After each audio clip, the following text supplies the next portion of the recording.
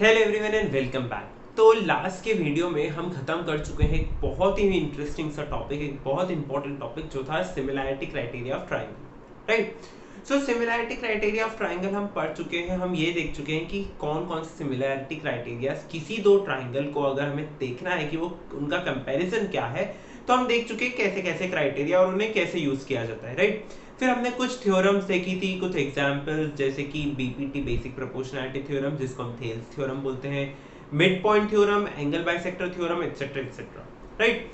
अब हमारे पास जो एक टॉपिक है, मतलब बहुत ही बेसिक सा टॉपिक है, वो है रियल नंबर्स।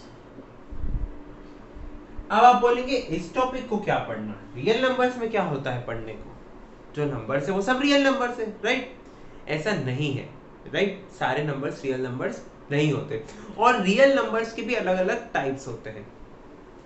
जैसे कि सबसे पहला जो हमें पता होता है वो है कि नेचुरल नंबर्स क्या होते हैं, ठीक है।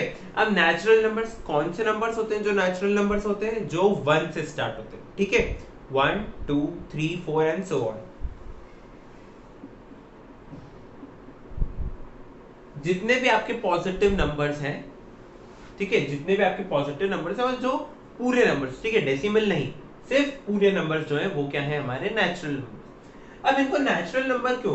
क्योंकि नेचुरल यानी क्या कि जो अपने आप से आए, राइट। सो आप कभी भी काउंटिंग स्टार्ट करेंगे तो नेचुरली आप कहां से काउंटिंग स्टार्ट करते हैं? 1 से, right. So 1 2 3 4 and so on. उसके बाद सेकंड है हमारे पास होल नंबर। अब होल नंबर क्या होता है?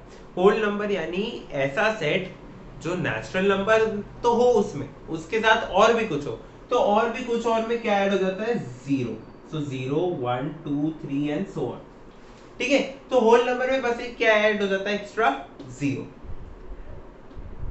राइट। उसके बाद आपके पास है इंटीजर्स। अब इंटीजर्स क्या होते हैं? इंटीजर्स होते हैं कि whole number together with negative of the numbers, okay।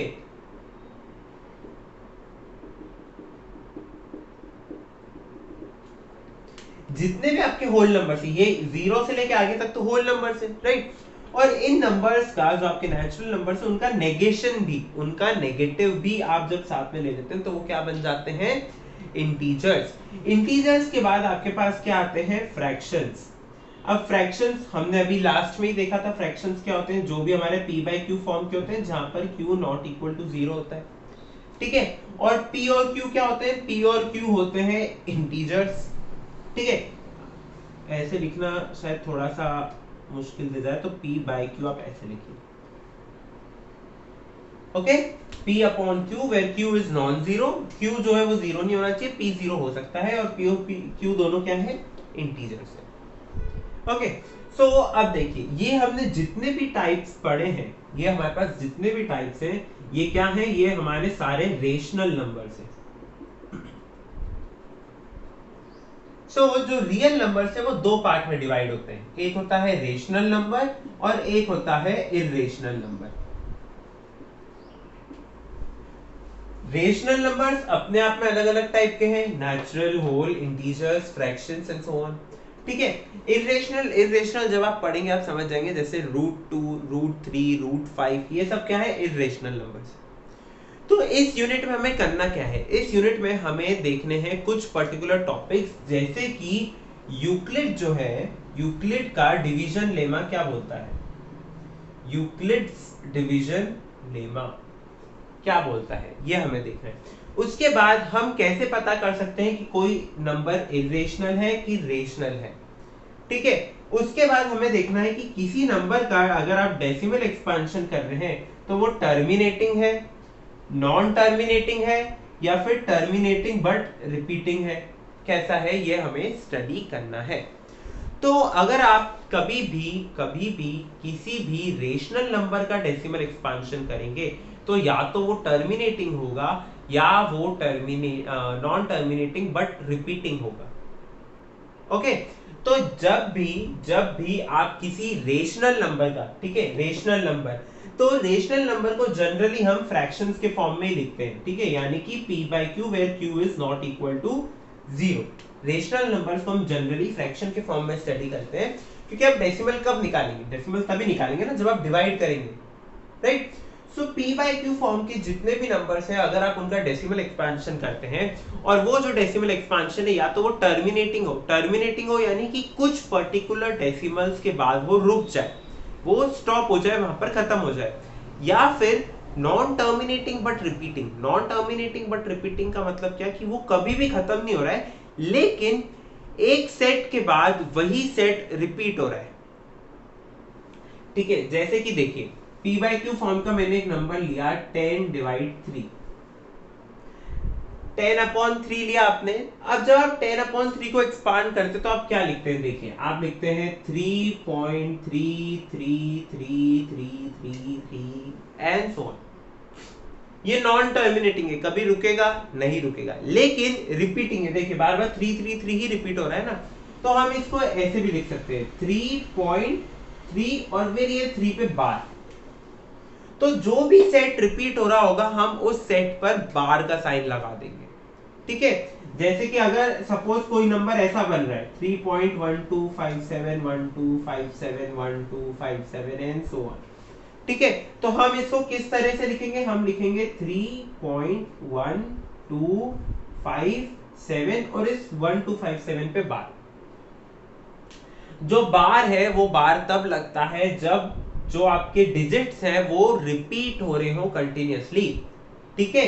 सो ये कैसे है, नॉन टर्मिनेटिंग है, कभी नहीं रुक रहा है, बट रिपीटिंग है, राइट। क्या हो रहा है, रिपीट हो रहा है, ये जो सेट है ये रिपीट हो रहा है। तो इसी सेट को जब ये सेट रिपीट हो रहा है तो हमने ये सेट लिया और इसके ऊपर क्या लगा दिया, डिजिट्स का सेट लिया और इसके ऊपर बार का साइन लगा दिया। बार क्या रिप्रेजेंट करता है, कि ये जो टर्म है ये बार बार रिपीट हो रही है, ओके। आप सपोज करिए कि आपके पास कोई एक नंबर गिवन है, ठीक है। सपोज कोई नंबर x आपको गिवन है, आपको ये पता करना है कि ये जो x नंबर है ये कैसा है, यानी कि ये रेशनल है कि नहीं है। तो हम क्या बोलते हैं कि suppose x can be written as p by q where q is not equal to 0 in its simplest form. सबसे सिंपलेस्ट फॉर्म में सपोज इसको ऐसा लिखा जा सकता है, ठीक है। तो अगर जो आपका डिनोमिनेटर है यानी जो आपका q है, अगर q 2 to the power m into 5 to the power n के फॉर्म में लिख सकते हो, ठीक है। q को आप कैसे लिख सकते हैं, 2 to the power m 5 to the power n, जहां पर m और n क्या है, इंटीजर्स है, ठीक है। यानी कि क्या, कि जो आपका बेस है वो कहीं ना कहीं 2 into 5 है, उसके मल्टीपल्स में हो। जब आप उस बेस का प्राइम फैक्टराइजेशन करें तो वहां पर आपको 2 into 5 और या तो 2 की कुछ पावर दिखे, 5 की कुछ पावर दिखे, या दोनों में से एक की भी पावर दिखे, ठीक है।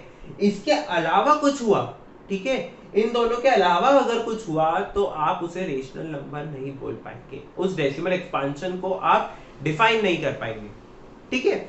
तो अगर Q ऐसा हुआ तो जो आपका डेसिमल एक्सपेंशन है वो कैसा होगा, वो आपका टर्मिनेटिंग होगा। टर्मिनेटिंग यानी क्या, कि वो एक जगह पर आकर रुक जाएगा, किसी न किसी पॉइंट पर आकर रुक जाएगा। और अगर आपका जो Q है वो इसके बराबर नहीं हुआ,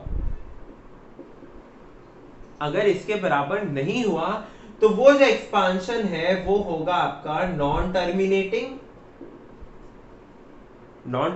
होगा बट रिपीटिंग। वो जो एक्सपांशन है वो कैसा होगा, नॉन टर्मिनेटिंग, यानी कि वो कहीं पर भी नहीं रुकेगा, लेकिन वो जो एक्सपांशन है वो कैसा होगा, रिपीटिंग होगा, वो एक्सपांशन रिपीट हो रहा होगा, ठीक है। तो इसके हम क्या देखते हैं, कुछ छोटे छोटे एग्जाम्पल्स देखते हैं। चलिए देखिए, तो हमारे सामने क्वेश्चन है, 2 क्वेश्चन है हमारे पास। इस वीडियो में हम 2 ही क्वेश्चन डिस्कस कर रहे हैं, बाकी एग्जांपल्स अगली वीडियो में देखते हैं। हमें ये चेक करना है कि ये जो गिवन रेशनल नंबर्स है इनका जो डेसिमल एक्सपांशन है वो टर्मिनेटिंग है या नॉन टर्मिनेटिंग रिपीटिंग है, ठीक है, without actual division. Actual divide नहीं करना है हमें, सिर्फ ये देख के पता करना है। तो सबसे पहले हम इसको देखते हैं। देखिए इसको मैं ऐसा लिख सकता हूँ 11 का square upon 2 cube into 3 square into 7 to the power 5, ठीक है। तो जब भी आप ऐसे डेसिमल एक्सपांशन देखेंगे तो आपको ट्राई करना है कि आप ऊपर वाले को भी सिंपलेस्ट फॉर्म में लिखें, नीचे वाले को भी सिंपलेस्ट फॉर्म में लिखें, ताकि कभी बाय चांस कुछ कट रहा हो तो कुछ कैंसिल हो रहा हो तो आपको मालूम पड़ सके। अभी यहाँ कुछ कैंसिल हो रहा है नहीं, तो अब हम देखेंगे कि जो डिनोमिनेटर है वो किस फॉर्म का है। हमें डिनोमिनेटर किस फॉर्म का चाहिए, इस फॉर्म का। इसके अलावा कुछ भी हुआ तो जो एक्सपांशन है वो क्या होगा, नॉन टर्मिनेटिंग बट रिपीटिंग। तो देखिए यहाँ पर दिख रहा है हमें 2 टू द पावर m यानी 3 into 5 to the power something दिख रहा है, कुछ नहीं दिख रहा, कोई दिक्कत नहीं। जरूरी नहीं है कि 2 और 5 दोनों हमेशा दिखे, दोनों में से एक भी दिख सकता है, लेकिन इसके साथ 3 का स्क्वायर और 7 टू द पावर 5 ये भी है। 2 और 5 के अलावा कुछ आया है, ठीक है, उन दोनों को छोड़ के कुछ आया है। तो ये जो एक्सपांशन है ये कैसा है, नॉन टर्मिनेटिंग बट रिपीटिंग। ठीक है, ये जो एक्सपांशन है वो कैसा होगा, नॉन टर्मिनेटिंग बट रिपीटिंग। चलिए सेकेंड क्वेश्चन देखते हैं। 43 upon 2 to the power 4 into 5 to the power 3। अब क्या 43 को आप स्प्लिट कर सकते हैं आगे? 43 किसी की टेबल में आता है, नहीं आता 43। ओके चलिए, अब नीचे देखिए, नीचे हमें कैसा चाहिए, 2 to the power m into 5 to the power n। क्या उसके अलावा कुछ दिख रहा है हमें? नहीं। क्या 2 टू द पावर में कोई इंटीजर है? हाँ। 5 टू द पावर में कोई इंटीजर है? हाँ।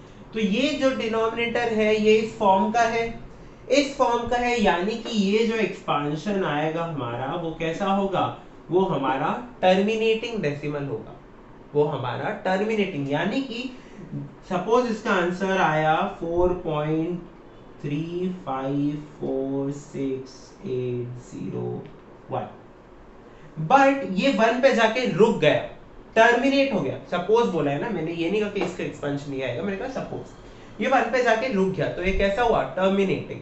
कोई फाइनाइट डिजिट्स के बाद जो डेसिमल है वो क्या हो जाए, अगर टर्मिनेट हो जाए यानी रुक जाए तो वो कैसा होगा, टर्मिनेटिंग डेसिमल एक्सपांशन। ठीक है, तो अगले वीडियो में हम देखेंगे इसके कुछ और एग्जांपल्स, और एग्जांपल्स देखने के साथ हमें एक दो क्वेश्चंस ऐसे भी आते हैं कि पता करिए कि जो डेसिमल है वो कितने डेसिमल पॉइंट्स के बाद टर्मिनेट करेगा, ये भी हमें ढूंढना पड़ेगा, राइट।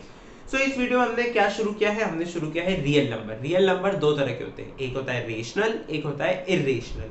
रेशनल नंबर्स में क्या क्या आते हैं, natural, whole, integers, fractions etcetera. ठीक है, इरेशनल में क्या आएंगे आपके √2, √3। ठीक है, अल्टीमेटली जो आपके प्राइम नंबर्स है उनका रूट जो होता है वो काय में आता है, इरेशनल नंबर्स में आता है। उसके अलावा भी बहुत सारे होते हैं, ठीक है, मैंने सिर्फ एक बेसिक एग्जांपल आपको बताया।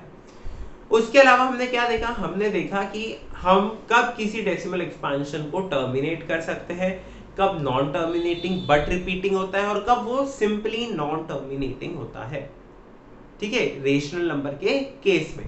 सो अगली वीडियो में हम देखने वाले हैं इसके कुछ और एग्जांपल्स। तब तक के लिए thank you for watching and keep support.